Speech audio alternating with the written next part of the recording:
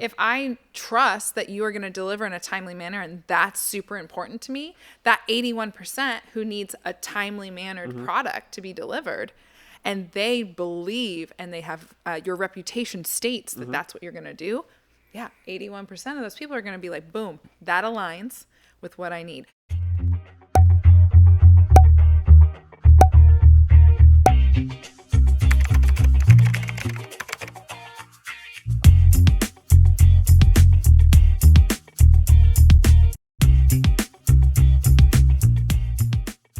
Hello and welcome to this episode of the Ask Valor Masterminds podcast, brought to you by Advanced Services and Fuse Networks and our newest sponsor, Warrior Injury Law.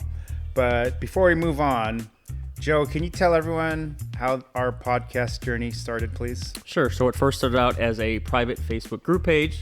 The purpose was to bring businesses together to just kind of communicate and have conversations about business. And because we're a marketing company, we get asked a lot of questions outside of just marketing. So we thought, what a better way than to have a podcast and bring on different guest speakers that are experts in their field to educate businesses, not just only here in the U.S., but around the world. And Joe, we like it, especially when we have in-studio live guests. Yes, absolutely. So we have Steph Hilner today, real and live, right near to me here in Enumclaw. I'm in Maple Valley. Today's topic will be Branding 101. But before we do that, Steph, can you please introduce yourself to our audience, please? Yes. Thanks for having me. I love that we had to drive to Seattle when we're I know. 5 minutes away. I am Steph Hilner, and I own Vim, and we are kind of headquartered in Enumclaw, and I kind of share that because we are in Seattle in the city, and I am such a farm girl. So I'm like out of my comfort zone being out here in the small little streets, but I am so excited. Vim is a brand and marketing agency. We started in 2018.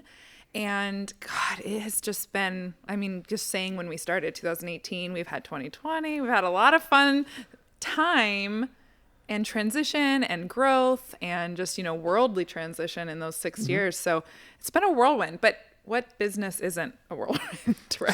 So what got you started doing what you're doing? Well, I've always, blessed the employers that I've had. I've always, fallen into the marketing scope. And so my first role, I don't like to say but I was just the receptionist. And real quickly, within a couple weeks, I was like, you guys, you know what we need? We need a menu and we need signage and we need to have something on the front table for when the guests come in beyond the old 90s hair books, which it wasn't the 90s when I worked, but they still were using the old 90s books. I was like, we need our own thing. And again, blessed that I had amazing employers. They're like, oh, okay, make it. And at the time, all I had was, oh gosh, Microsoft, what is it? Microsoft Publisher. Okay. It's like all I had to play around and make this menu and newsletter. And they just let me roll with it. And, that was back, when did I start that job? That was back in 2003. Oh, wow. Yeah, 2003 was my first job. And from there, it just kind of snowballed into this marketing coordinator kind of brain. I had no idea really what and why I was saying we needed these things. Right. But in my mind, it was right. And so then I started snowballing into the marketing coordinator role, understanding more of what marketing was. I then layered on design because, you can only get so far with publisher. Right. I started layering on design. I have to give credit to my brother, who is an incredible digital artist, and he has always been immersed in the Adobe Creative Suite software world. And so he got me into that world. And then fast forward a few years through the design and marketing blend, then I got a camera in my hand, started dabbling around in photography. And lo and behold, when you look at what marketing is, and especially branding, it is design, production, imagery. It's how all of those things, play together. So you're unique because your journey is really self-taught self-discovery, built on a passion, not like you're going to sign up for a class and get a certificate. So it's like real world experience, right? Yeah. All right. And it was innate. I think that was the weird thing. And I'm not saying innate like I'm like what is the word when you're just really good? Like a violinist is a... Perfectionist? well, I am a perfectionist. Oh, like it comes easy. Like yeah, it just you're like a savant or something. Yes, exactly. Like I'm definitely not like that, but it was always innate to me that these things were true and factual, and that they just had to be this way if you're going to do business. You know, like I said, I just knew we needed something of our own on that table, not these books that are somebody else's work. Like I knew that innately somehow. But yeah, it was just this passion and this weird innate driving me to continue to go down this path. So let's go down this as we get to know you. So you transitioned from doing that to becoming an entrepreneur. So tell us, what are some early lessons learned as an entrepreneur? Yeah. I have such a great lesson that I learned right off the get-go. So before Vim started, I was working a job. You know, like I said, I had amazing employers. I was so blessed. Every single employer that ever employed me was phenomenal at letting me grow. And I had a full-time job. And, you know, for me, full-time is not 40. That's, 50, 60 hours. That's just as a perfection enthusiast, like you don't work 40 hours. Right. So I had a full-time job. And one of my friends who had worked with me at a previous employer, we were both directors there. She came to me and she was like, let's start a business together. I was like, no, I do not got time for that. I've got a job. I'm working a ton of hours. Like, I don't have time for that. And she had said, well, please, like, I have an idea. I really want to do this thing. Can we just like, get together and like talk it out, I said, sure, let's go for a hike and I'll hear you out. Let's go for this hike. And so on that hike, my friend Amy and I, really dreamed up Vim. And it was exciting and awesome and frustrating because I was not looking for Vim. Right. I was not looking for a new job, a new business. Like I said, I was, a few years into a new career and I was loving it. And I was making big impact. It was in the healthcare space. It just felt really important. Anywho, but she sucked me in. And that was in 2018, early summer of 2018. And we officially got our LLC in September, and snowball through those first 3 months.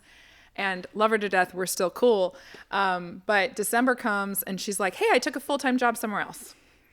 And I was like, so you want to build this together, but now I'm out. And you didn't see that coming. I didn't. Well, yeah, that's the thing is like, one, I couldn't really be upset because I had a full-time job. Yeah. I was moonlighting this business at night, right. Still working my job. So who am I to place judgment or say that she can't?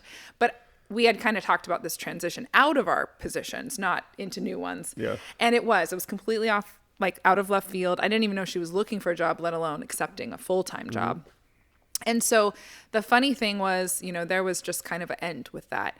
And it's funny because it very much felt like, when I think about, still to this day, when I think about it, was we created this, I know this is going to sound cheesy, but we created this baby together. And we did it together. Yeah. And it felt very much like a teenage breakup. It was like I didn't have this baby to be a parent alone. Right. And so, early on in the entrepreneurial one, there was some legal things that, of course, you have to go through when you are dissolving a partnership, because we had a legal partnership. And so we did have to do that.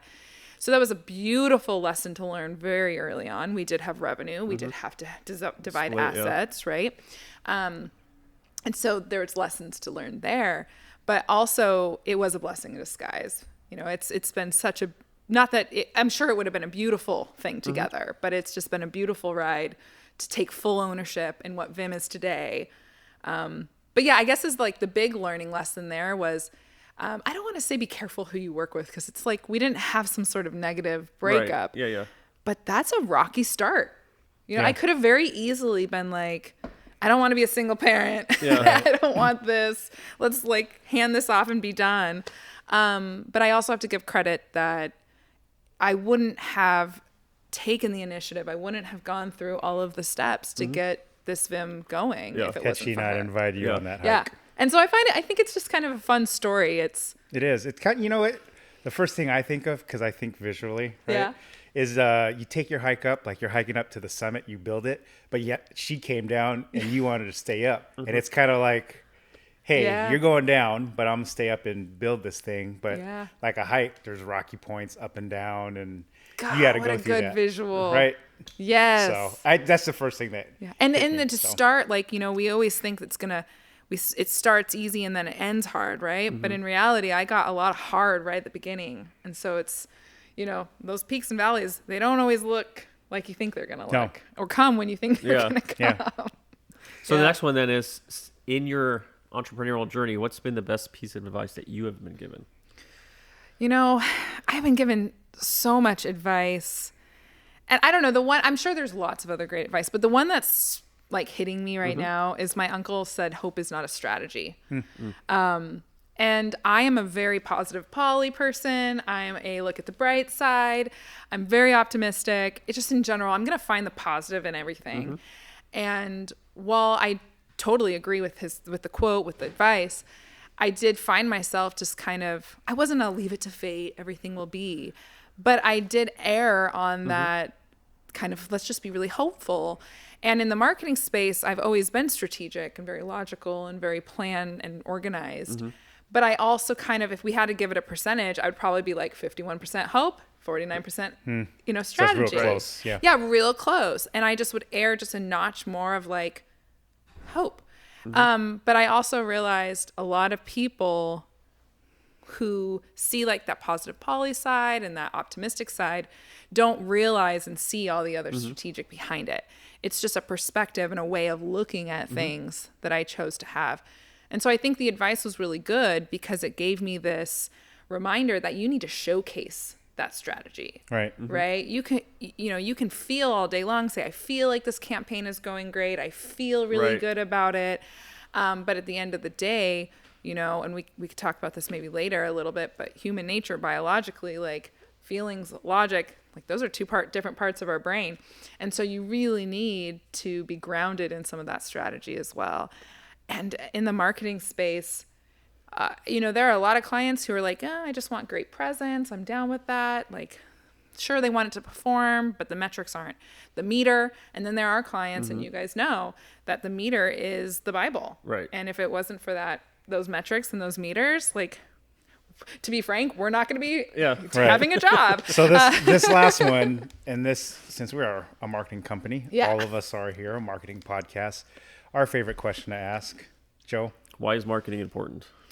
Ooh, I mean, okay, so I'm going to answer this question, and it's twofold, because marketing is absolutely important, right? But slightly different, a little biased. I'm a branding and marketing agency, right? So very intentionally branding and marketing first.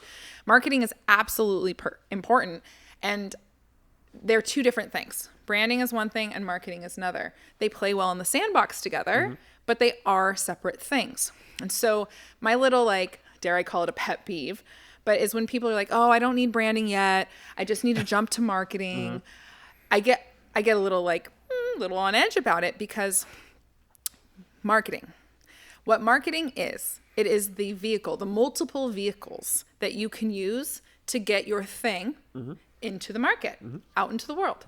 The thing that most people don't label is the brand. Yeah. It's what you do. It's who you are. It's what you believe. It's how you're presented. And so marketing is absolutely important, but why is marketing important? To get your brand to the masses. And so marketing and branding are different. They play amazingly well in the sandbox together. And I'm not saying one has to come before the other, because trust me, as a business, I get it. You have to hit the ground running. You have to get revenue going. I get going to market before you necessarily have some fancy brand. Right. But when you do that, when you go to market, before you solidify or invest in some strengths around your brand, you are really leaving it out there for the consumers and for the community and your audience to kind of fill in the gaps. They're naturally going to make assumptions about your brand now because you aren't controlling it. When you control your brand, when you have that solid before you go to market, now all of a sudden the marketing that you're putting out into the world is dictated by you. Yeah. Instead of the consumers filling in the gap. So I know I'm kind of repetitive there. Well, but this goes a good transition to our Advanced Services Pump You Up quote of the day. So I picked one I think I shared with you right before I went on camera, which goes right into this. Build a brand, not a business. Yes. So I know we just talked about it, but just one last nugget on, your brand is your business, and some people don't put that together. Well, build a brand, not a business. We're as of today, we're in 2024, right? Depending on when you're listening it, we're almost in 2025, right? Mm-hmm. Like the world has changed a lot in the last 10, 20, 50 years. Yeah. And so 50 years ago, this quote might have been tossed to the side, hogwash. Oh, that's BS. We don't need that. Today, in today's consumer and in today's market, we have at the touch of our fingertips endless possibilities for where we shop.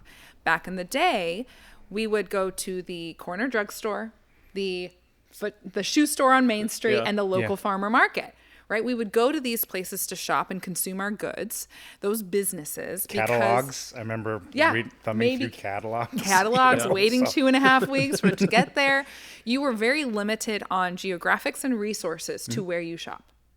And now the reason why build a brand, not a business, is pertinent is because when we have the sea as our oyster, like, is that the saying? The sea millions is our, of digital touch points. Yes, we have right? so many places that we can consume our products and goods that now all of a sudden we aren't just going to the corner drugstore or the local shoe store on Main Street.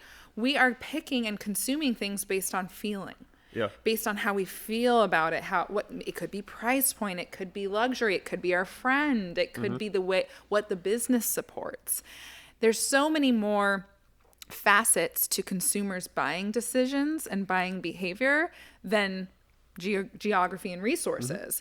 And so, that build a brand, not a business, is important, not because business aspect isn't important, but it's because it's how consumers make their buying decision. And it seems too that it's more specialized almost you have the same emotion, because I've listened to you pitch and everything. So everything's like gut feeling, right? So everyone has their gut feeling, but you could have 5 different types of people get to that same emotional feeling, but they all look completely different from buying patterns, how they shop, but it's just getting to that, how you present your brand to a specific or to your audience, right? So and it comes down to one, authenticity in your own self and in your brand and in your company. It's not like you have to hire a bunch of people that are exactly like you, but you all have to lead through the same brand mantra and mission and values. And you're going to have 5 people lined up that you're going to pitch to. And ultimately 1 or 2 or maybe 3 are going to be the ones who sign on. And you might think, oh, but I want all 5. Well, in reality, no. You want the people who are so in alignment and so just geeked out about that pitch and about the way it was delivered and how it was from heart and it was about gut and it was, she was very energetic and loud and moved a lot. If somebody's sitting across the room from me and they're getting this real me like I am today, and they're like, well, that's a lot, we probably shouldn't work together. Right. Do I want the job? Sure. But do I want us to not love the energy? And do I want you to come to the meeting every time and be annoyed because I'm a lot? No. And we on the same caveat of having our consumers have endless amounts of possibilities to where they shop, we as business owners have endless number of consumers that can be the perfect right client. Right. So let's, there's some stats I want to share. So our Did You Know segment, sponsored by Fuse Network. Millions of cybercriminals are out there on a daily basis trying to steal your information. It's not a matter of if, it's when. Small businesses account for 58% of cyber attacks annually.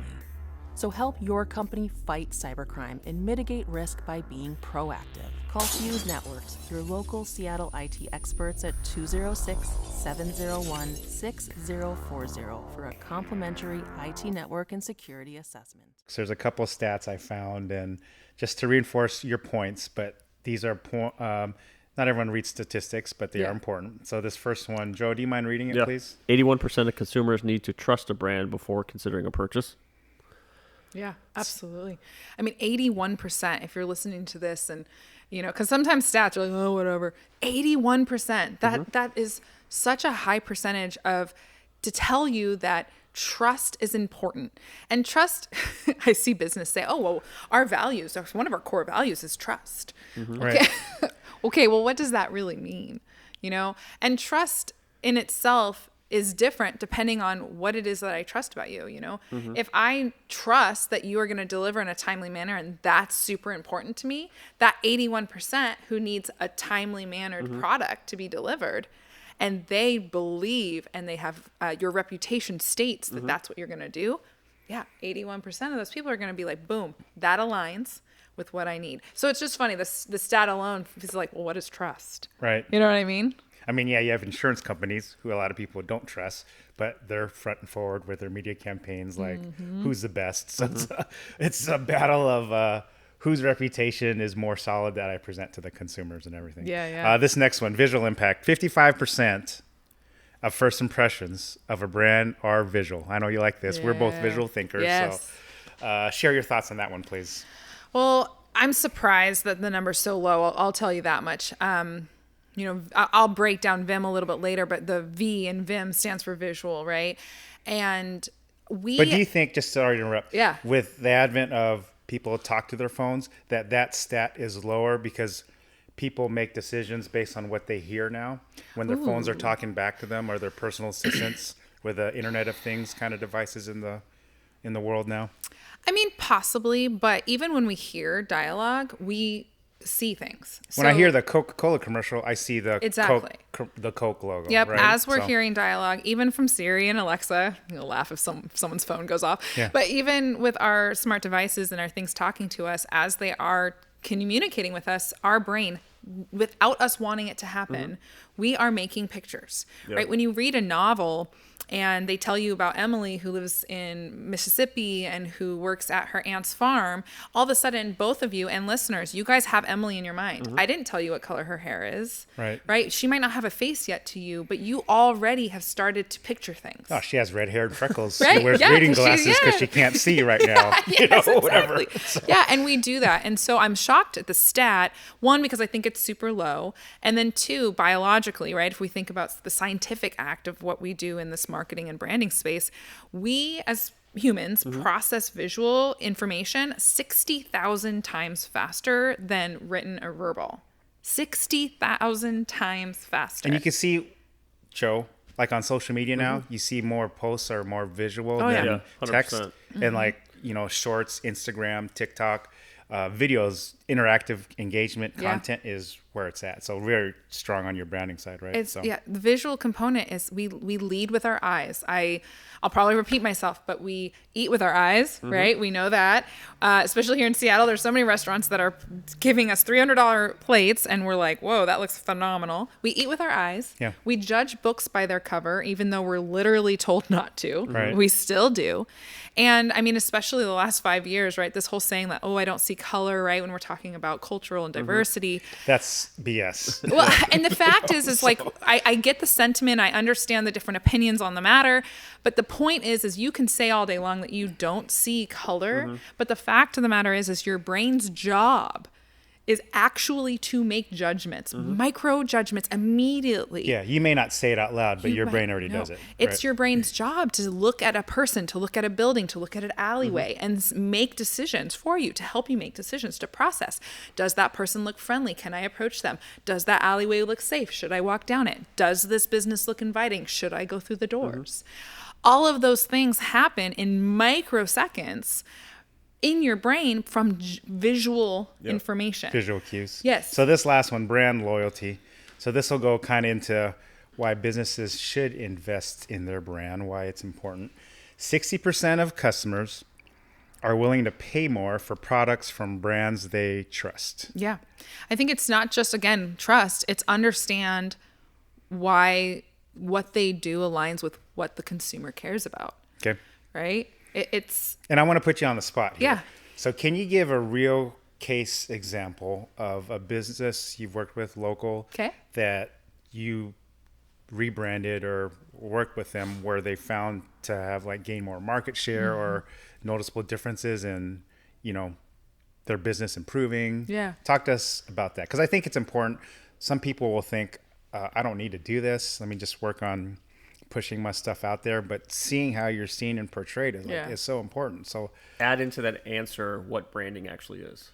Oh, okay. Well, then you guys are going to hear me for a long time, Joe. Okay, no, I will absolutely answer both those questions. I'm going to start with a client that I just love. And it's so funny because I didn't know if you were going to ask that. I almost texted her last night, literally in the middle of the night. I woke up and I knew we were doing this. And I was like, oh, I should make sure she's okay with me sharing. But I know she is because she's so authentic and real. So KLS Aesthetics is a local med spa in Renton. So they started, probably, I think we're about the same time. I think they're about 6 years old. Okay. And when she started, KLS Aesthetics was a nod to her initials, right? Her name is Katrina. And so she just kind of rolled it right into something that was, hers. And over the course of several years and then starting to work with me, she had shared, I really want to get this business to a place where it's never been, it's not all about me. But yet when people ask me, well, what is KLS? She was like, she was almost embarrassed. I mean, not really, but she was just like, oh, I just feel like it was a convenience thing at the beginning, but now she wants to grow it. Right? And she was like, it just kind of falls flat. Like, oh, it's my initials. And, it just kind of fell flat. And so part of the exercise, especially in naming, because so many people really struggle with naming.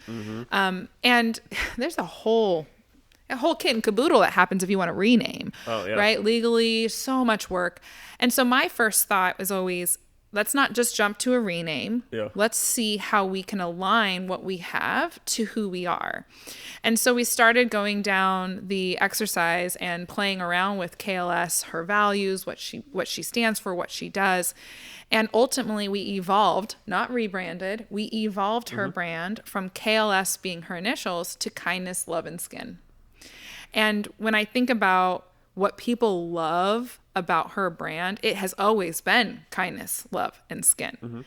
And she is kindness. She is love. Like her entity, her being just exudes kindness and love all the time. And so when someone walks in the door, they already feel that. You can read her Google reviews and they are always talking about how kind and informative and patient and educate me on what we're doing. That is on lock for her brand. And the growth that we were able to see from aligning what we already felt to who we are as kindness, love, and skin opened the door for Katrina to feel really confident to align with more organizations locally that, because again, when you have your name tied to something, there's just a little caution that you constantly take. Now I feel like, and she's never said this, but I feel like it opened the door. They partnered with this profit. It's called, Project Be Free. And it is a beautiful organization that supports domestic violence survivors and creates safe spaces, creates resources, and gives financial support. And I think she always would have aligned with these organizations. Right. But the kindness and love aspect. Now all of a sudden we're kindness, love, and skin. We're KLS Aesthetics, and kindness, love, and skin is what drives us. And we think about Project Be Free, and we think about our domestic violence survivors and those who are in the midst of it. What do they need? They need kindness. They need love. And skin is the vehicle that she gets to use to make impact on our community and these survivors and women and men who are looking for confidence. And so I know it was a long answer. No. But I want to ask you then, as we get into the topic, Branding 101, what was the point where she said, I need to hire you or look for someone like you? Yeah. So for our audience out there thinking like, okay, I'm getting what you're laying down. Branding's important. But what's the point where I need to hire a professional or now there's like AI, do it myself, or what was the point Katrina reached out to you? I don't think she knew it. Okay. I don't think she knew. I mean, I know it. I don't know if she really knew it, but she came to me with an existing logo that she did not want to change. And a logo, while it's not everything, a logo is such an identifier. And you really, I mean, I have learned in my line of work that you do not call somebody's logo ugly. It's like calling someone's baby ugly. Yeah, like we do it all the time. We do it all the time for well, websites. you guys get away with it. I get looked at like I'm calling someone's baby ugly. But she came to me and she was very like, my cousin and I designed this logo. I do not want to change this logo. And so much of the logo's visual representation was very hard, dark, cold. How many fonts were in it? I know, right? Yeah. Had 3, 4 multiple fonts. It was fonts, yeah. very, very intricate. And I did a blind tape. I took out any of the typography and I just put out the initials with the logo. And I did kind of 1,000-person market study. And I had tattoo shops. I had medieval cosplay work. Yeah. I had a lot of sex work, sex You're right. industry, stuff like that. Lots of assumptions of what this logo would represent that were so not in alignment With her business. with or her brand. business. And so while she came to me and was like, this is what I have as far as my branding visuals and I need more, but I don't want to touch this because I love the logo. But I just need more. I don't have colors. I don't have, I have values, but I've never solidified them. She had it all. What I say, it's in the brain, but it hasn't been Right. solidified on paper or in any sort of way that it could be shared with people who are representing your brand. Right. I did say, well, part of your package comes with logo design. So why don't we just throw some together for you anyway? Yeah. And you don't have to use them, but you can see what we could come up with. And she did. And now to this day, she says, The rest is history. Yeah. She was like, I should have just had you completely start from scratch with the logo. But yeah, I know there's a weird answer to that. So then but- explain to the audience actually what branding is. Yeah. What encompasses in branding? Yeah. So I don't think I'd be a good branding and marketing business owner and or creative if I didn't come up with my own way of introducing this. So Vim as a business, our business name Vim is spelled a little weird. It is an English word. It's enthusiasm, energy, vitality. But it also is an acronym for what we do. And so we added an I in here to make this all work together. And so Vim, which is also what we do for we do branding, right? That's how we start. And Vim breaks down what branding is. First and foremost, the V in Vim is for visual. We've already talked about it. And in the visual aspect of your brand, it's not first in the acronym because it's the most important. It's because what did we talk about? It is the first impression. Yeah. It's the first thing our brain kind of processes when we make Right. decisions. And so the visual component is our logo. I think everyone can walk away from this point of the call and the show and know, okay, the logo. But it's also anything else you see, right? So logo, fonts, colors, shapes, patterns, graphics, imagery, right? Media, meaning your photography, your videography, all of the things that we can see, that is part of your visual Right. aspect of your brand. I always like to say, I think it's kind of a silly, just all of the things that start my company is kind of silly, but yellow is probably my least favorite color. And if you go and research me, or if you look at my headshot, you probably like, wait, what? But yellow was my least favorite color. Now I'm pretty fond of it. But I didn't pick yellow for Vim's branding color because it was my favorite. I did it because it's enthusiastic, it's energetic, it's striking. It evokes different feelings. Right. Right. And so I share that to get to our first I in the Vim acronym, the second component to branding, which is the intentional aspect of branding. And so when I say intentional, first and foremost, one, those visuals need to be influenced by your intention, not the other way around. Yeah. Right. So again, I didn't pick my favorite color for my brand because I want it to look pretty and I want to like it. I did it because it was intentional to what I want to convey. Intentionality, the intentional aspect of your brand is the strategic part. It's your values. It's what you stand for. It's clarity around what it is you do. I know it. It's funny. I get to negate Simon Sinek, and I think it's my favorite thing to do. If I go down in history as negating Simon Sinek, and that's all I'm known for, I'll take it.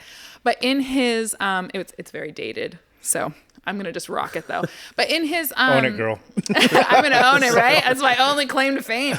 No, in his TED Talk, Start With Why, he says that every business, no matter what, knows what they do. Well, I'm here to say, after working with hundreds of businesses, they don't always know what they do. And so intention is really all of those nuances of what, how, why, who, our personality. I personally, and it'd be a fun kind of segue or a different conversation between the three of us, but I personally lump personas and target audience. I actually lump that into the branding aspect of a company, not the marketing aspect. And so even there, we talk about who our intentional people are. We talk about that in intention. So again, recap, we have our visuals, right? Everything we see. We have our intention, our heart, our what we do, our values, our mission, all of those things. And then the second I in VIM is for integration. And so when we think about what is a brand, well, I could have cool things that look nice. I could have intention and I could have a great, belief system. We at VIM package all of our brands into a beautiful 100+ page hardback book, right? And so I always say, I'm not going to knock my own product, but my book, your brand, does no good if you put it on a shelf and it collects dust.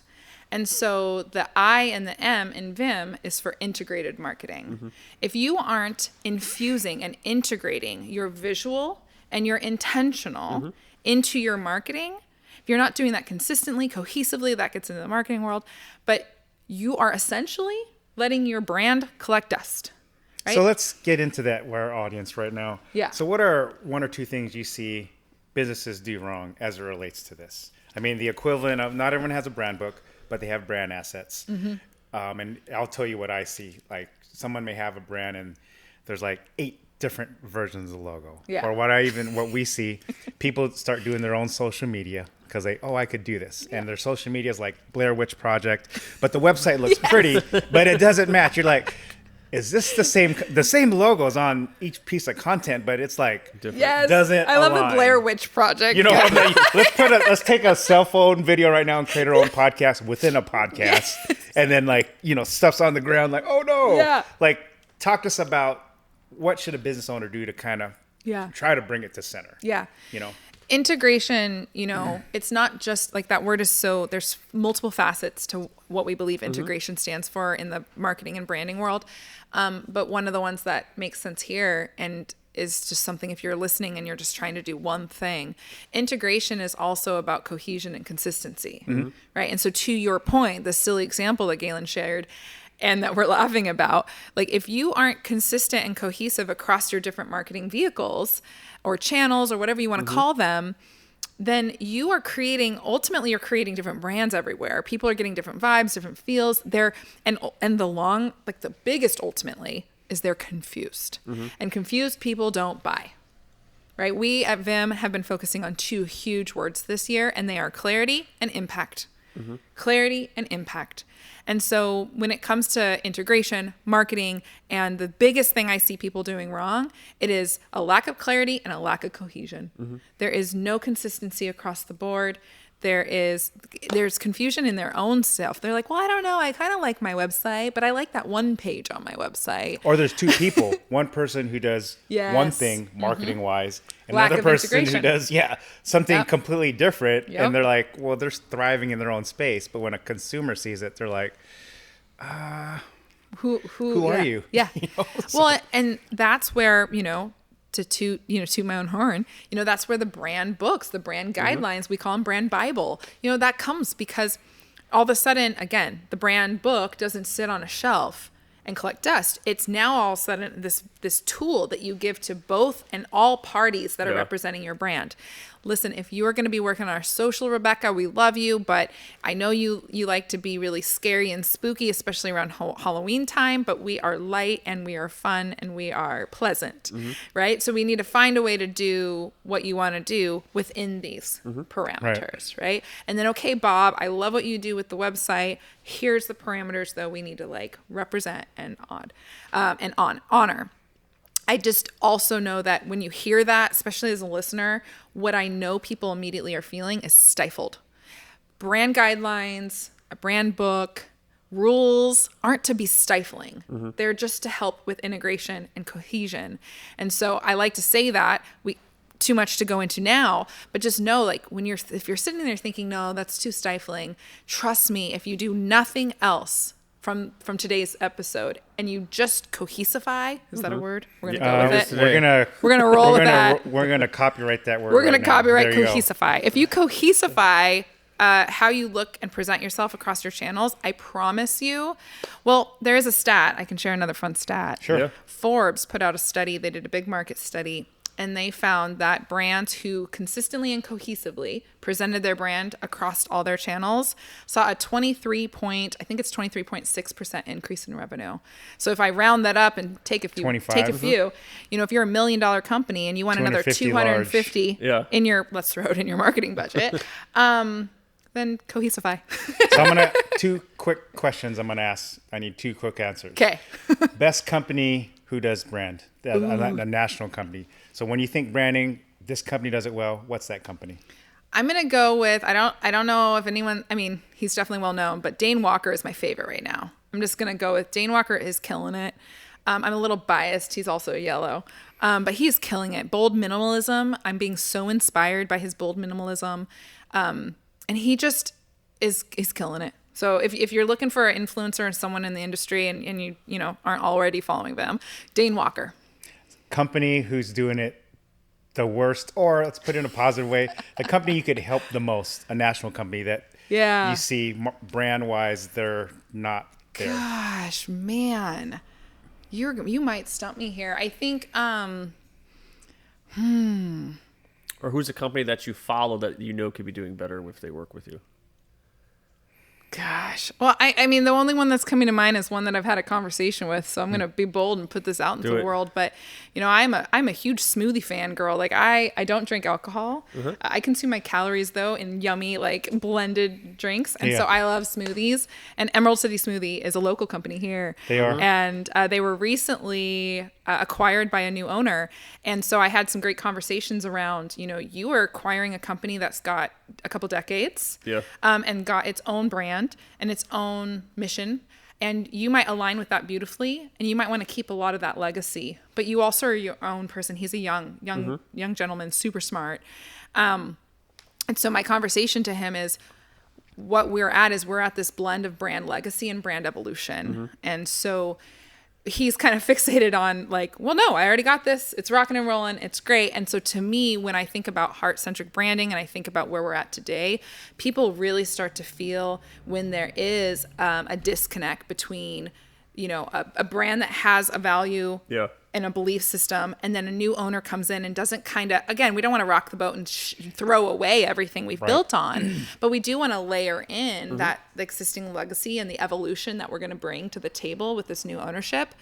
And, you know, again, not knocking him. He's a great guy. No, it's cool. But he's in the middle of like taking over a whole company. So I get it. But I think when it comes down to someone who, like a company that is evolving from previous, you know, ownership and wanting to come in and, you know, rock it for another couple decades, I think brand evolution and brand legacy is a conversation you should be having. So do you offer free consults to businesses then? Can they?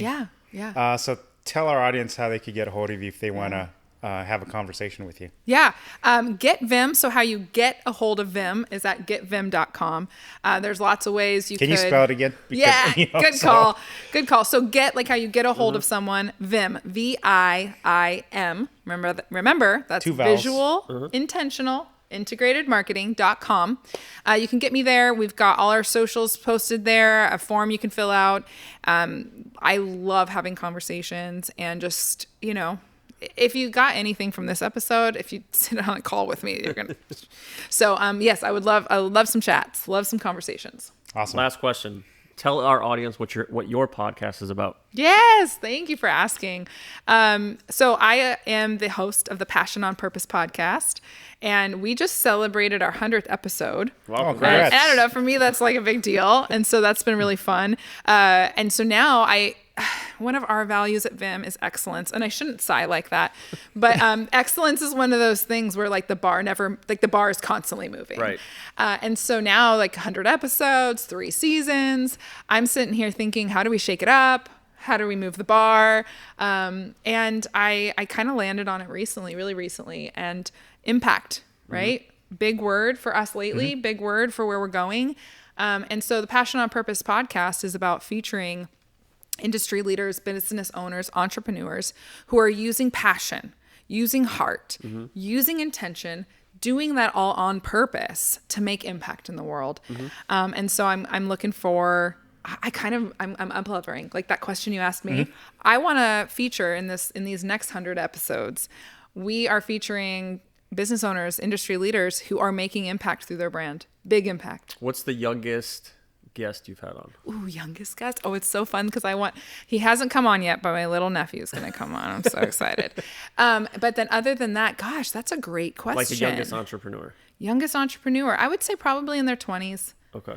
I would love We're gonna a young have someone one. on in the coming months who's 16. I would love See, to I introduce love you. that. Or maybe he'll turn 17 by then. Who knows when Yeah. his birthday is? No, you got to get it soon so you can Yeah. say Yeah. 16. Last one quick question. I want a quick answer. 'Kay. What has been your most satisfying customer client to work with? Oh, So I asked this. I've been asking this a lot from our guests. It's not Mm-hmm. the answers we get aren't necessarily the biggest dollar customer. No, yeah. It's always like the smallest things that, Yeah. especially for impact like this Right. podcast, that gets you going and Yeah. keeps you going. Yeah. So what has that customer been for you? well, KLS is phenomenal, but we definitely shared a lot about them. And I think the one that's also on my heart that feels like we're making impact and that they are trusting me and my team is an orthodontist locally in the Maple Valley and Enumclaw area, Kirby Nelson Orthodontist.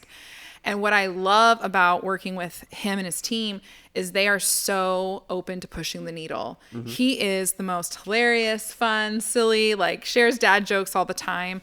And in marketing, right? Like we don't have to be stiff and boring. Yeah. And so much of what consumers are loving are this like the satire, the fun, the silly. You're a real person, right? Yeah, and he is he really authentically is that way. Yeah. And so we've been able to really authentically expand our team's threshold to just like do silly things that don't make sense and that, really go outside. We've always been outside our box, but our box is, if we're outside our box, we're just like in different hemispheres. So I think they are making big impact because they are recognizing that they can go all in and even deeper into their authentic selves to attract those people, so Cool. yeah. Well, it's great having you on. Thank you. So on behalf of our sponsors, Advanced Services, Fuse Networks, and our newest sponsor, Warrior Injury Law, who brought to our guests put together by Warrior Injury Law. Steph, thanks for joining us in studio in Seattle. We're neighbors, but we drove an hour to come over here, but loved it. So thanks, everyone, for watching and tuning in to this episode of the Ask Valor Masterminds podcast. Thanks, everyone. Want a slam dunk space for your next event? We're here at the Creative Block Studios in Seattle, Washington, which is also the Ask Valor Mastermind studio. Great place for product demonstrations, sales trainings. We've had our 100th episode here. Photo shoots, great for photographers, videographers. I love the idea of having a party. So let's say you have kids and they want to play video games. Come down and rent the studio, $250. You can have a bunch of multiple screens put up in different gaming systems. And $250 is for the whole day. You have it for a full 9-hour slot. So if you want to, for 2 hours, 4 hours, the full time, $250 flat rate with all the resources available, Wi-Fi, private space, right outside the heart of Seattle. So easy to get to from multiple people coming from all over the place. But what a great promotion. Just to the end of 2024. Check out Creative Block Seattle.